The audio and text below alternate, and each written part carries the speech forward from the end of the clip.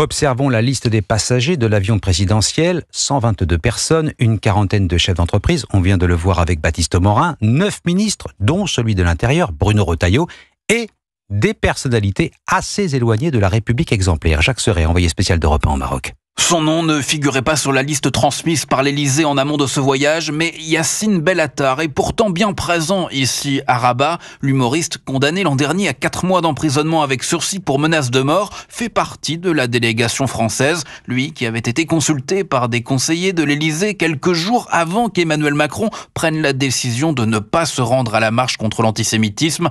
Une présence qui interroge, d'autant que Yacine Bellatar est loin d'être la seule personnalité de cette délégation à avoir été condamné. François-Marie Bagné est par exemple lui aussi du voyage. Pour rappel, ce photographe avait été condamné à 4 ans de prison avec sursis et 375 000 € d'amende en 2016 pour abus de faiblesse sur Liliane Bettencourt. Enfin, Emmanuel Macron a également emmené à ses côtés MJ Delguerab. Cet ancien député La République En Marche avait été condamné en 2022 à 3 ans de prison, dont un ferme, pour avoir asséné des coups de casque sur la tête d'un parlementaire socialiste. Jacques Serret, envoyé spécial d'Europe 1 au Maroc.